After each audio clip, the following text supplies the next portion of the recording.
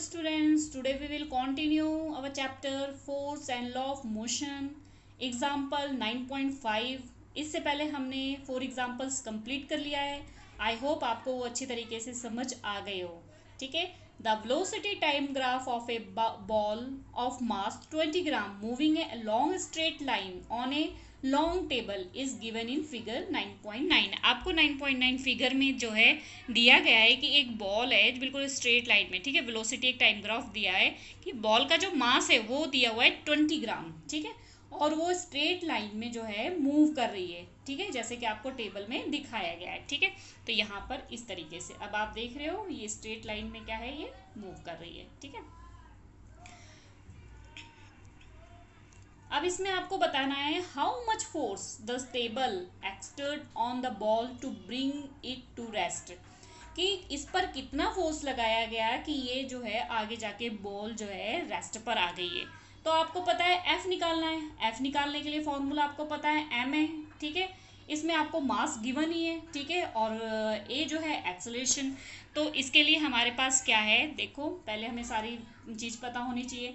ठीक है. इसके लिए आपके पास जो है यहाँ पर सारा कुछ जो गिवन है पहले हम उसको लिख लेंगे. The inertial velocity. ठीक है. बॉल की जो इनर्शियल वेलोसिटी उन्होंने बोला है, अगर आप ग्राफ को देखोगे तो क्या है, यहाँ पर देखो ये स्पीड दे रखी है. ठीक है. वेलोसिटी दे रखी है. तो पहली क्या है 20 मीटर पर सेकेंड स्क्वायर दिया हुआ है ना यहाँ पर.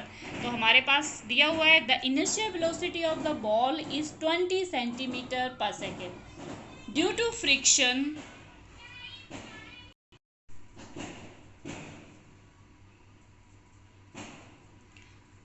Due to friction force exerted by the table. ठीक है. अगर फ्रिक्शन लगा टेबल पे तो आगे जाके वो क्या हो गई, रुक गई. ठीक है. The velocity of the ball decrease, तो उसकी वेलोसिटी कम हो गई. ठीक है. तो कितने टाइम में हुई वो 10 सेकेंड. ठीक है. 10 यू हमारे पास कितना है 20 सेंटीमीटर. और आगे की वेलोसिटी हमें पता नहीं, वो हमने ले लिया 0 सेंटीमीटर. और टाइम हमारे पास है 10 सेकेंड. अब हमें पता है कि एक्सेलरेशन हमारे पास कितना है v minus u upon t. ठीक है. हमें ये फॉर्मूला पता है ना, is equal to v minus u upon t. Simple.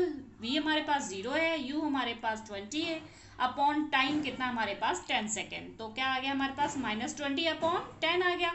0 से 0 कैंसिल, इज इक्वल टू हमारे पास क्या आ गया -2 सेंटीमीटर स्क्वायर. अगर सेंटीमीटर को आप मीटर में चेंज करोगे तो आपको उसको क्या करना पड़ेगा 100 से डिवाइड करना पड़ेगा. 100 से डिवाइड करने पे आपके पास क्या आ जाएगा -0.02 मीटर पर सेकेंड स्क्वायर. आई होप आपको ये न्यूमेरिकल समझ आ गया होगा. बहुत ही ईजी था. ठीक है.